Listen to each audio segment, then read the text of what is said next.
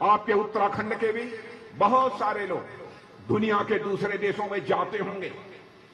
कुछ लोग पढ़ाई लिखाई करने जाते होंगे, कुछ सैर सपाटा करने जाते होंगे। उनको इस बात की जानकारी होगी आज के कुछ वर्ष पहले भारत को अंतर्राष्ट्रीय मंच पर जिस गंभीरतापूर्वक लिया जाना चाहिए, लोग गंभीरतापूर्वक नहीं लेते। लेकिन आज आप मेरे उत्तराखंड इस वीर भूमि के रहने वाले बहनों भाइयों सीना ठोक कर कह सकते हो कि आज उस भारत के नागरिकों के अंतर्राष्ट्रीय मंचों पर आज भारत यदि कोई बात बोलता है तो दुनिया गंभीरतापूर्वक सुनती है और उस पर अमल करने की कोशिश करती है।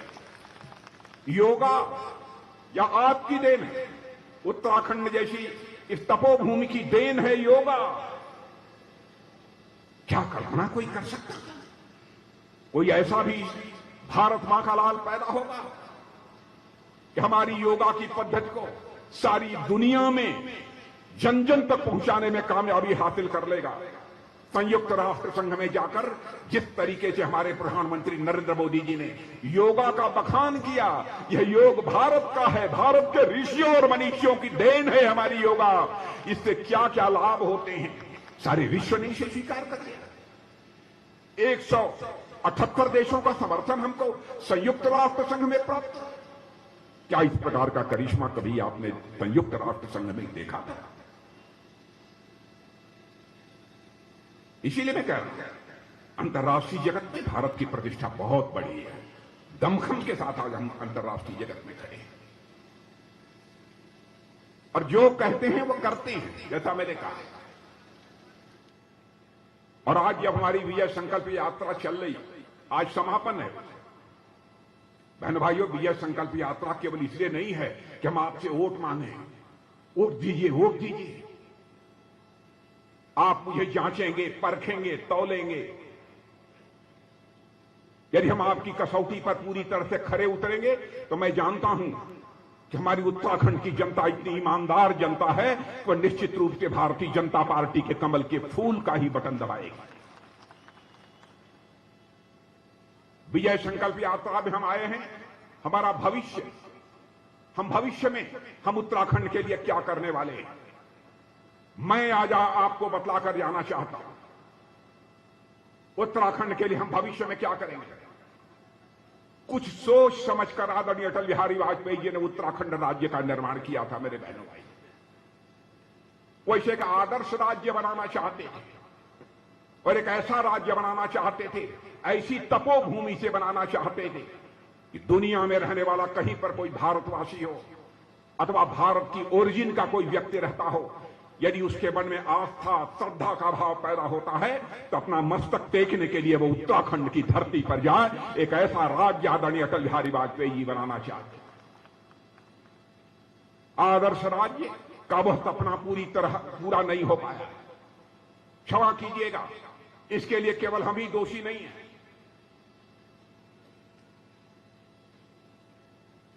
कोई कह दे कि साहब आपको तो हमने 5 साल का समय दिया, 5 साल में कभी आदर्श राज्य नहीं बन सकता। बहनों भाइयों, जो कहता है झूठ बोलता।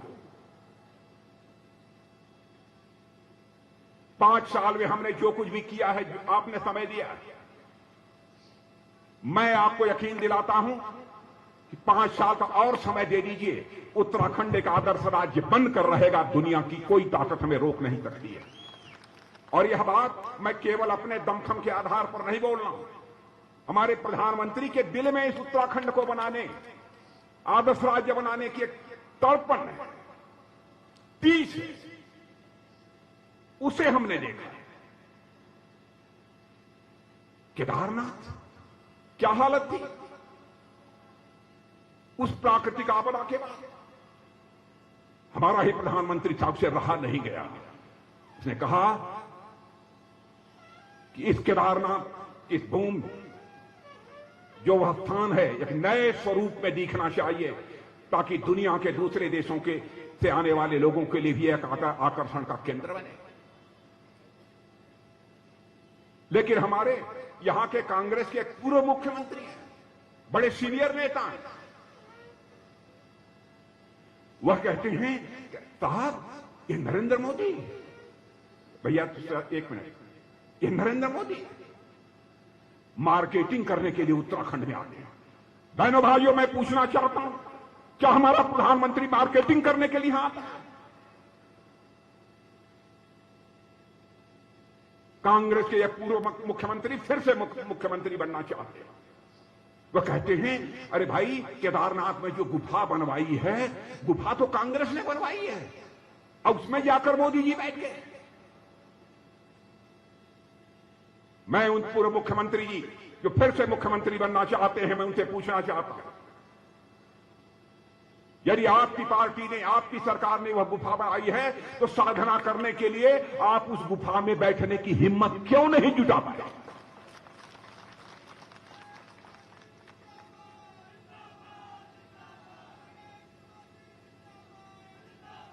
किसी पर आरोप लगाने के पहले 4 बार सोचना चाहिए। वो भी देश के प्रधानमंत्री के संबंध में।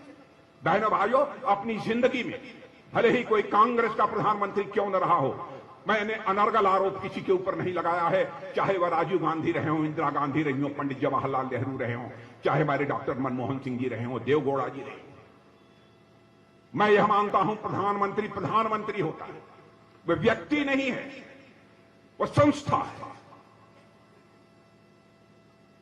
सभी के द्वारा उसका सम्मान किया जाना चाहिए। हल्के फुल्के आरोप नहीं लगाए जाने चाहिए, क्योंकि लोकतंत्र में जब यह संस्थाएं कमजोर पड़ जाएंगी, बहनों भाइयों, तो लोकतंत्र को भी टूटने से दुनिया की कोई ताकत नहीं बचा सकती। लेकिन जो आता है मार्केटिंग करने के लिए आ गए। हमने गुफा बनवाई थी, गुफा में जाकर बैठे, क्या क्या तमाशे, क्या हो गया? कहते हैं ये भारतीय जनता पार्टी वाले क्या चुनाव लड़ेंगे, ये तो 5 साल में 3 बार मुख्यमंत्री बदलते हैं।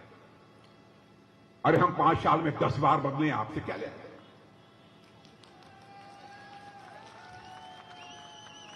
हम 5 साल में 10 बार बदले।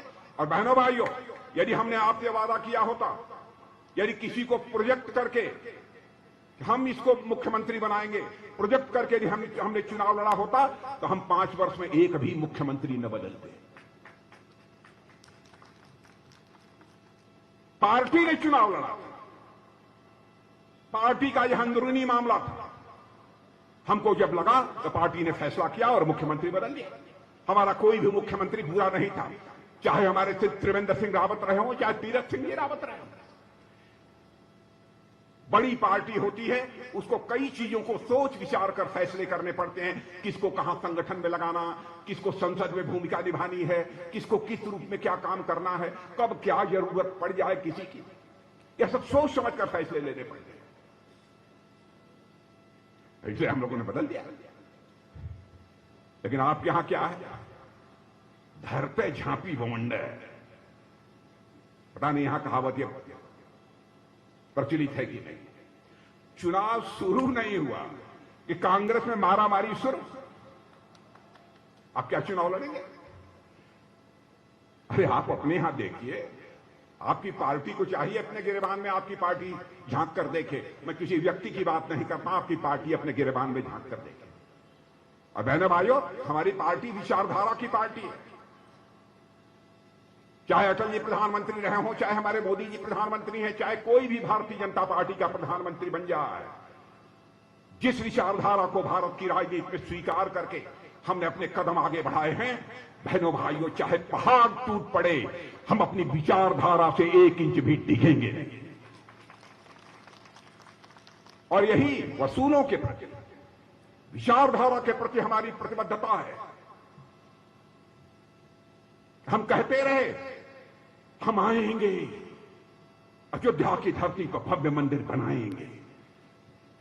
कांग्रेस के लोग कहते थे, दूसरे लोग कहते थे, ये भाजपा वाले ऐसे ही लोगों की आंख में धूल झोंकते हैं। जब चुनाव आता है तो लिख देंगे अपने घोषणा पत्र में, भाजपा आएगी और अयोध्या की धरती पर भव्य राम का मंदिर बनाएगी। आप जितने भी खड़े हैं बहनों भाइयों, और ऊपर के भी लोग जितने खड़े हैं,